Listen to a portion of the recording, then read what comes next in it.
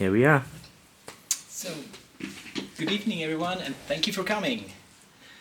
So, Masters of Consciousness, like what does that even mean, and what has that to do with shamanism, mysticism, mindfulness, meditation, and psychonauts? That's what we will find out today, and let's jump in. So, shamanism, depending on who you ask, goes back like 50,000 years, and it's kind of like the first sort of religious or spiritual practice of humans. So kind of really sort of a cognitive revolution where kind of, yeah, people started to sort of question their position in the cosmos, what it all means. And interestingly, this is like a universal phenomenon around the world. So you have shamanism in all different parts of the world over different times, but they seem to have kind of these universal sort of topics or kind of ideas it evolves around. Like one thing is very clear, there's a spiritual realm, there's a non-physical realm of reality, which is just as real as the physical one. So this is like one of the base sort of ontological insights of shamanism. And they have this kind of idea of this axis mundi, the cosmology, so it's kind of depicted as a tree, where the roots are sort of the underworld, the trunk is our physical reality, and the branches are kind of the small celestial sphere. And the shamans are kind of like trained to travel through these different planes of existence, and that's kind of like the thing they do with their consciousness, so to access these otherworldly realms. And they do this by non-ordinary states of consciousness, so entheogens. So this means kind of like the use of psychedelics in a ritualistic context, or trance, drumming, singing. So kind of all these modes of sort of changing consciousness which let you access this sort of, this transcendental multiverse of experience. And for the shaman, like the core thing is like the psychedelic experience we Westerners kind of think is so interesting. It's kind of like more sort of marginal for the shaman because it's about healing and divination, so kind of like understanding sort of all of the signs and the symbols which are sort of encoded in the cosmos. So for them, it's very clear that the universe is like full of purpose, and you can decipher it if you look clearly, and you communicate with the spirits. Yeah, but from a Western perspective, like early anthropologists, they thought that shamans were like, I mean, basically these indigenous people were like primitive savages, like kind of the knowledge they had was like, they're very ignorant. And there's even like a quote from sort of very early anthropologists who thought that these people, when they saw the shamans like in trance, they thought, well, these are neurotic, epileptic, psychotic, hysterical, and schizophrenic people. So kind of, yeah, a very arrogant sort of take from the Western mind to like reclassify sort of different cultures which, yeah, they thought were like inferior because of like they weren't using sort of rational thinking. And this turned a bit like 1950s, where kind of an influential anthropologist, Claude Lévi-Strauss, he kind of realized actually shamans aren't really mentally ill. They seem to be some kind of psychotherapist and healer. So this was kind of a new spin where they kind of looked at this phenomenon more closely and understood, okay, actually something's going on there. And kind of since 1960, for anthropologists, it's okay, shamans are creators of orders and masters of chaos and avoiders of disorder, and also tricksters. So a shaman is like a very sort of multivariate, sort of ambiguous being. There's like many sides to it, like especially this trickster sort of aspect where you're not quite sure if this is meant seriously or not, or how to interpret this. Interestingly, Mircea Eliade, who was a historian of history, he wrote this book on shamanism, which is kind of like the most influential sort of scholarly work on it. So he's not an anthropologist, so anthropologists got a bit annoyed that he kind of got to become so famous for writing about shamanism, because they kind of didn't. And he really kind of showed in this book kind of these universal topics in shamanism all over the world, and kind of how there seems to be kind of this matrix of kind of connecting all these different rituals and kind of these kind of sort of similar ways of experiencing reality. And this was like in 1964. And interestingly, Eliade, he kind of had a problem with psychedelics. So in the book Breaking Open the Head by Daniel Pinchbeck, he's a psychonaut, a quote from Eliade who says, "Narcotics are only a vulgar substitute for pure trance. Narcotic intoxication is called on to provide an imitation of a state that the shaman is no longer capable of attaining otherwise." So Eliade thinks when shamans use psychedelics, this is kind of decadent, this is wrong. Which, as Pinchbeck points out, this statement is not just misleading, it seems to be totally wrong, because the core thing of shamanism is this transformation of your consciousness, and it doesn't really matter how you do it. So even like one of the biggest scholars from a Western perspective of shamanism, they kind of were caught up in this time where sort of, oh, drugs are bad and this must be kind of a decadent way of doing things. And kind of also sort of this troubled relationship of the West with kind of shamanism. So there's this really sad story of Maria Sabina, who was a shaman in Mexico, and Robert Gordon Wasson. He was a banker, and he traveled to Mexico, and he met Maria Sabina, and he was introduced to a psilocybin ceremony. So he was the first Western person to partake in a ritual with psilocybin. He went back home and he wrote an article in 1957 in Life magazine, kind of like describing like, wow, this was amazing what he saw. As a result, everyone kind of went to visit Maria Sabina, like John Lennon and Mick Jagger, and all the Westerners went there, which kind of really annoyed or disrupted the local community. Maria Sabina was ostracized from her community. Her house was burnt down. She even went to prison for a time because the Mexican government thought she was a drug dealer, and she died in poverty alone. So yeah, the Western mind and kind of treating other cultures. But it's not only psychedelics. So this is, he calls himself Fakir Mustafa, and he's like the godfather of modern primitives, where he like early on in the 60s, like body modification, tattooing, and like, yeah, make like drilling holes through his breasts to suspend. And he reports in the book nicely titled Spirit and Flesh, because I made permanent holes in my breasts in 1975, I was able to experience Native American body rituals. Mandan Okipa suspension, this is kind of a complex ceremony of the Mandan Native American tribe, was done in a darkened lodge. It was a rite of passage for young men and a way for elder medicine men to leave their bodies and reconnect with the powers beyond earth.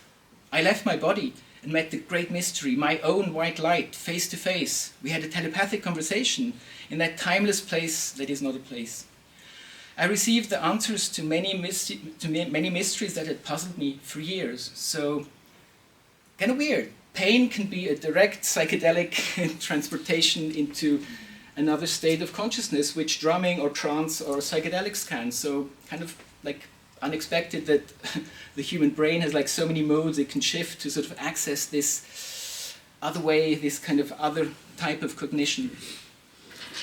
So kind of to summarize the metaphysics going on here. So first of all, it's an animistic cosmos. Everything is imbued with life and has meaning. So there's a spirit like everywhere. And the shamans are mediators. They travel between these realms and kind of get information from like how to heal from sort of the non-physical realm, like in the Amazonian, where the shaman tries to find the song, the Icaro, which she or he then sing to the person they try and heal, which comes from kind of this other plane of existence. And it's all altered states of consciousness. So modulating consciousness to non-ordinary reality, non-ordinary states, give you access to this shamanic world.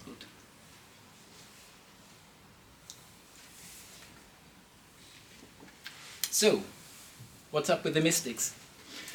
Well, we could start with the Vedic and Upanishadic mysticism. So these are kind of, this is 1,500 years ago, the Vedas, and the Upanishads like 500 before, well, 1500 BC and 500 BC.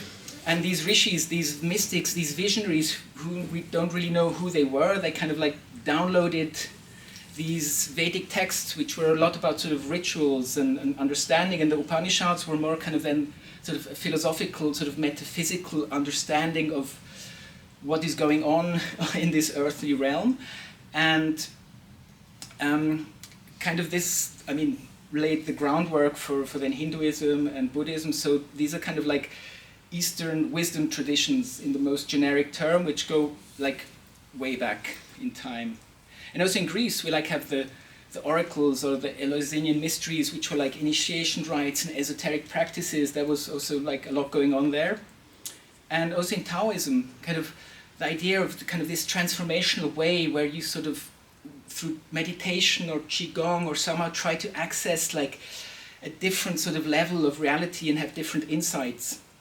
And interestingly, like in the Abrahamic traditions, like Christianity, Islam and Judaism, they had these sort of experiential kind of mystical traditions, which were all about experiencing God personally. So if you think about it, today these religions all say there's like an external authority who tells you what to do, what's right, what's wrong, and if you don't do it, you get into trouble.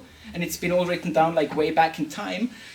These kind of streams, they were literally about how you experience divinity in your life, in yourself, and how you access it. So they weren't very popular because you can't really build power structures on personal experience. So if you want to kind of have institutionalized religions, you kind of do need an external like sort of authority to anchor this in. And kind of in more modern sort of setting, theosophy, kind of this combination of like Eastern and Western sort of traditions claiming that actually all religions have the same core and put them together, and also kind of these esoteric practices. And another word which is hard to pronounce, anthroposophy, with Rudolf Steiner, who kind of tried to make kind of this mystical science and bring this in. And there's like still sort of Rudolf Steiner schools that have like alternative ways of teaching. And so this is all kind of in a sort of mystical context. And sort of, the main element is experience. It's your direct experience. And you can experience this unification with God or with all of existence. You kind of this non-dual state of like melting with everything. And there are transcendental realms of reality. There's like something beyond. There's something non-physical. There's something which you can't understand or grasp rationally, but you can somehow get to experience it. And you can have like otherworldly or divine inspiration, which this is Hildegard von Bingen, like 1,000 years ago. She was a nun, she founded a monastery, she was a polymath, and this is the divine inspiration flowing into her. And she was like revered, and a lot of people asked her for, or kind of like the Pope and all these clerics were in close contact and always asked her for kind of advice, which is kind of amazing because at that time, as a woman claiming to like have direct access to God and being clever would have gotten you burned. So she must have like somehow inspired people and told people things that resonated, that she wasn't actually burned at the stake. But the oracles during the ancient Greek times, they were doing the similar thing. Yeah, no, but just like burning women, that's a thing in Christianity. So one other theme is this divine self-disclosure. So kind of reality is seen as an expression of the divine. So in like the Eastern wisdom traditions, we have involution, which Sri Aurobindo talked about, which is like how the cosmic consciousness comes and creates or comes into creation. And in Sufism, we have Tajalli, if that's pronounced correctly, how kind of like the divine discloses itself through its creation. And in Kabbalah, we have Tzimtzum, kind of how God contracts to be able to create a reality. And again, there's different planes of existence that are claimed, are experienced and out there, but one of them is like the ultimate reality, the grounding, and here it's like the divine mind of God, which is like the ground of all of this. And a person who kind of looked at these things in more detail was William James. So he was like a pioneering psychologist, but he was also a psychonaut. So he got involved with, he tried nitrous oxide, laughing gas, which was discovered at the time. And he had a super psychedelic experience, and he kind of battled for the rest of his life with what does this mean as a philosopher. So at the end of his career, he was one of the most famous American philosopher of the time. And his thing was like this radical empiricism where he said, it's all about experience. And that was kind of the experience he had with nitrous oxide. You kind of like, through your mind, through your consciousness, what you can experience, and if it's not experiential, it doesn't exist. So he was kind of saying with his radical empiricism, subatomic particles don't exist because you can't experience them. So he was really like making kind of like sort of defining reality as the thing that we can experience through consciousness. Isn't this more like idealism? Exactly. and that's going to be a recurring topic, and yep, that's exactly what this is kind of seems to be. So spoiler alert. Yeah, that's the thing. In 1902 he wrote a really influential book called The Varieties of Religious Experiences, where he kind of described these religious mystical epiphanies. And he kind of identified these four sort of modes. One is ineffability. You can't talk about it. It's like beyond words. This is like transcendental. These are experiences you cannot like talk about in anything